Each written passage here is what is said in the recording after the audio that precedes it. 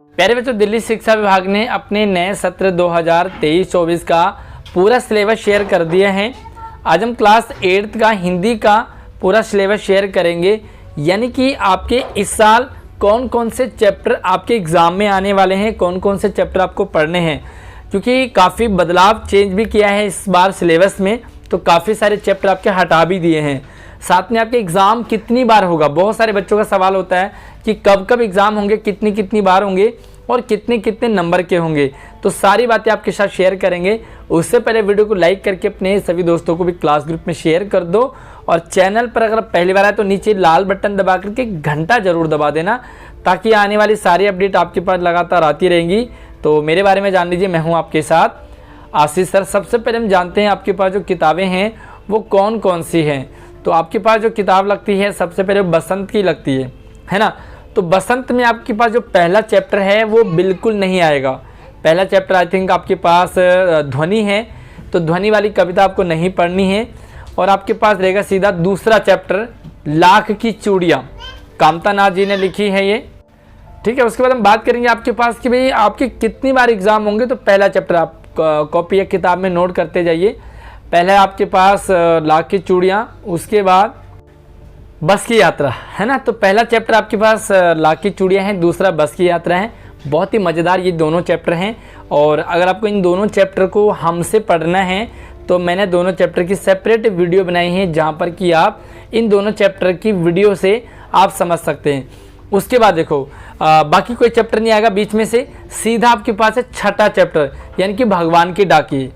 इसका मतलब बीच के जितने भी चैप्टर सारे गायब कर दिए हैं। आपको लाख की चूड़ियाँ पढ़ना है, बस की यात्रा पढ़ना है, चौथा पांचवा चैप्टर गायब कर दिया है, सीधा छठा पढ़ना है ना। वैसे हम नॉर्मली आप पढ़ सकते हैं, बट आपके एग्ज़ाम में बाकी नहीं आएंगे। आप अपनी नॉलेज के लिए बाकी चैप्टर भी पढ़ सकते हैं। उसके बाद आपके पास रहेगा क्या निराश हुआ जाए।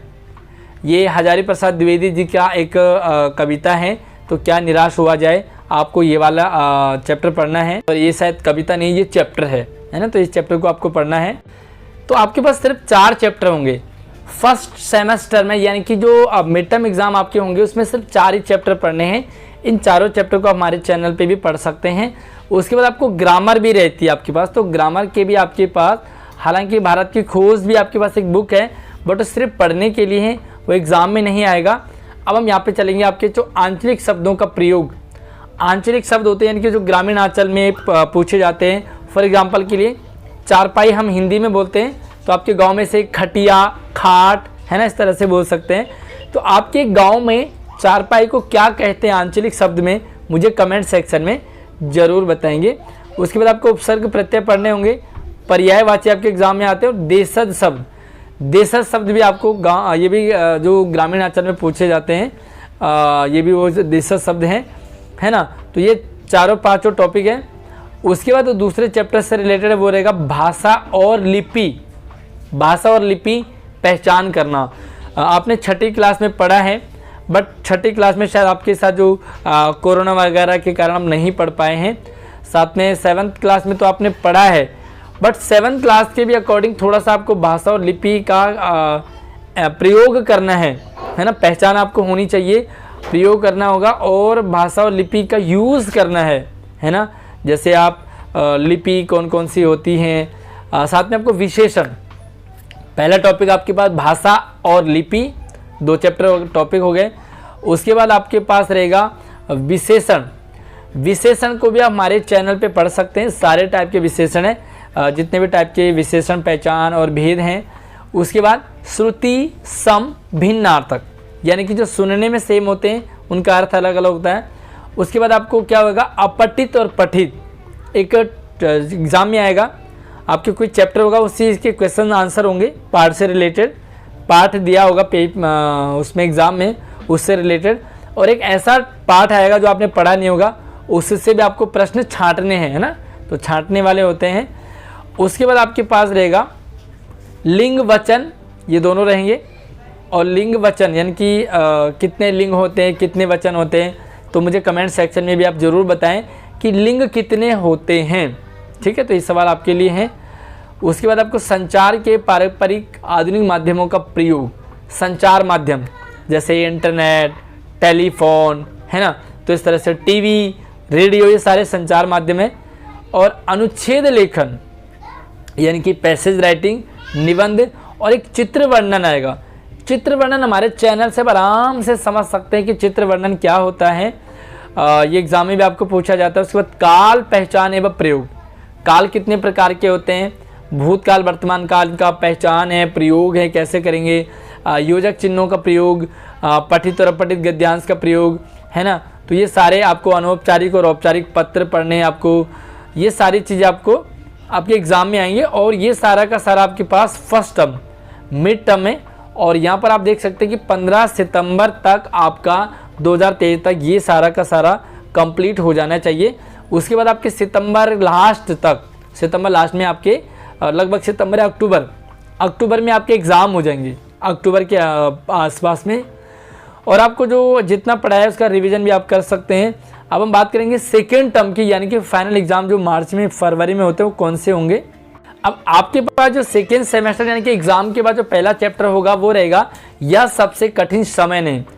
इसका मतलब जो 7th वाला चैप्टर है वो भी नहीं आ रहा आपके एग्जाम में, सीधा 8, 30 के बाद 8th आएगा। उसके बाद हम बात करते हैं अगला, तो काफ़ी मतलब इस बार कम चैप्टर रखे हैं, आपको लिमिटेड चैप्टर पढ़ने। कबीर की साखियाँ बहुत ही मज़ेदार हैं।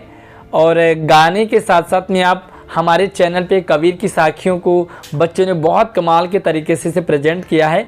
आप हमारे चैनल पे इसे देख सकते हैं, पढ़ सकते हैं, समझ सकते हैं, क्योंकि कबीर की साखियाँ थोड़ा सा पढ़ने समझने में मुश्किल होता है। उसके बाद आपके पास रहता बहुत ही मज़ेदार चैप्टर है जहाँ पहिया है ना। तो इसका मतलब 9वां पार्ट है, 10वां, 11वां, 12वां तीनों नहीं आएंगे, सीधा 13वां पार्ट आ जाएगा जहाँ पहिया है। और देखते हैं और इसके बाद कौन सा चैप्टर है। यस, आपके पास रहेगा अकबरी लोटा। भाई सच में व्यंग्यात्मक, मतलब अकबरी लोटा 14वां पार्ट रहेगा। उसके बाद 15वां पार्ट है सूर के पद। तो यहाँ पर भी आपको 4 से 5 चैप्टर होंगे। और एक इस बार नई कहानी जोड़ी है, पिछले साल ये वाली कहानी हटा दी थी, बट इस साल इसे दोबारा से ऐड कर दिया है, पानी की कहानी, जो कि 16वां चैप्टर है। तो आपको इस साल काफ़ी पढ़ना पड़ेगा, 16वां भी चैप्टर रहेगा। चलिए ग्रामर की बात करेंगे तो ये सारे चैप्टर आपको सेकेंड टर्म में पूछे जाएंगे। अब हम बात करते हैं मुहावरे। आपके एग्जाम में मुहावरे आएंगे, मुहावरों का अर्थ, प्रयोग, वाक्य प्रयोग, सेंटेंस बनाने के लिए। उसके बाद मुहावरों का जैसे बहुत सारे चैप्टर आपके पास है जिनमें मुहावरों का प्रयोग होगा, योजक चिन्हों का प्रयोग होगा। जीवन में आने वाली चुनौतियों का सामना करते अपने छोटे भाई बहन को पत्र लिखेंगे। तो ये वाला पत्र आप काफ़ी इम्पोर्टेंट है, आप इसे ज़रूर समझें।